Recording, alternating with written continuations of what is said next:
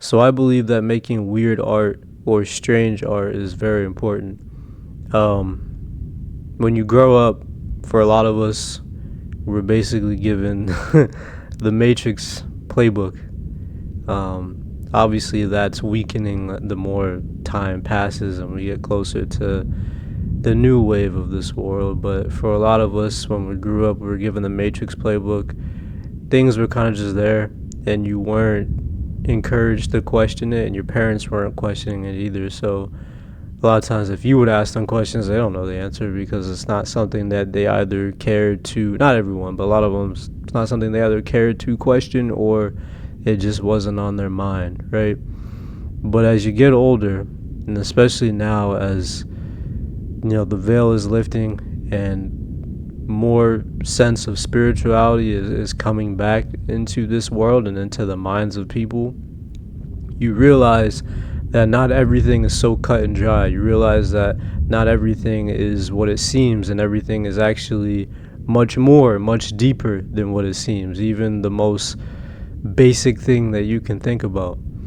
And when you relate that to art, as a surrealist artist, one of the things that I do is I observe the human condition. I live my life, I go through things, and I gain inspiration from all those elements, and I turn it into art. I turn it into surrealistic art. And for those that don't know, basically I can't even say the word right. Basically what surrealism is taking a concept and then expounding upon it, but in a more exaggerative way.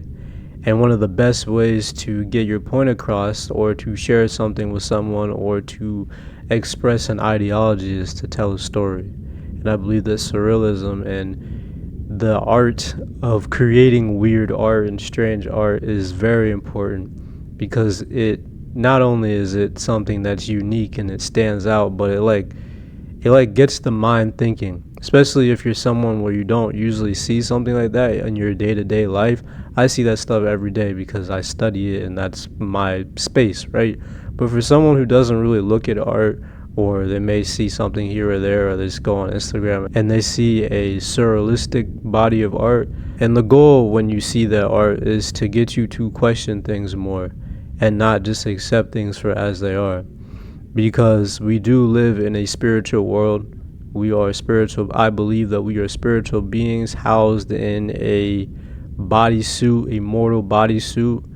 And when you go out into the world, you are having a spiritual experience, which then manifests into the physical, which is the things that we see on a daily basis, right? But creating weird art, creating surrealistic art, creating strange art is so important, especially in these times now, is to keep your mind dumbed down to things that are spiritual, to keep you just in a state of fight or flight, in a state of just living on the first planar, like you're the first dimension, if I could put that in terms. Like you're basically just living through solely a carnal lens.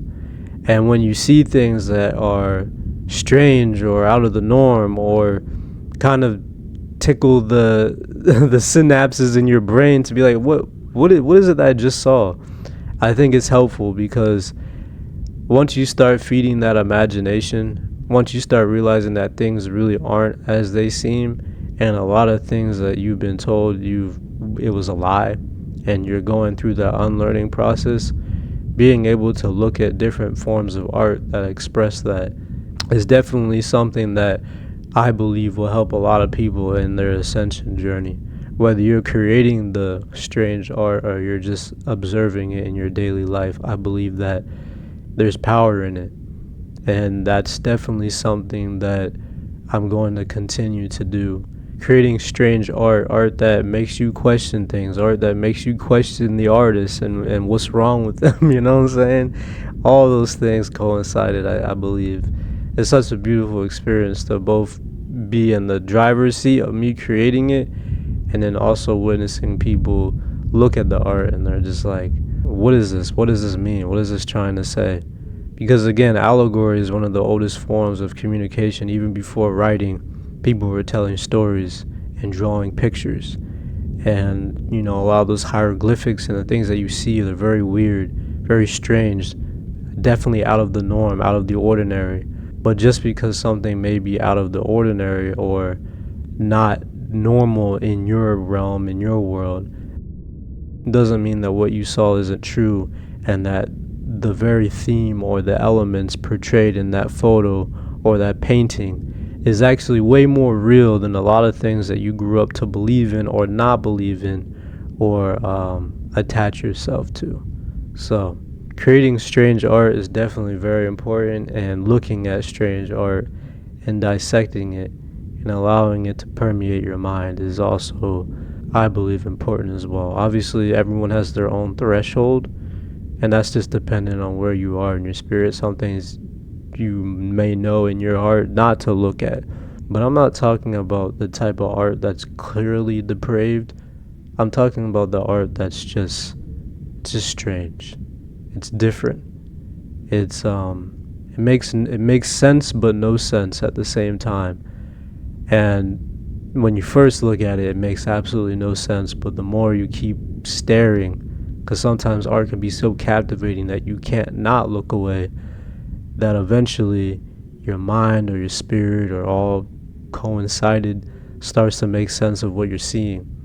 And then you start to see how that morphs into your own life as well. And I believe that that's just the beauty of art. It's so fluid. It changes and shapeshifts based off of who's looking at it. And that's a practice that I'm very fortunate to be a part of, and it's a beautiful thing. So yeah, creating strange art is very, very important.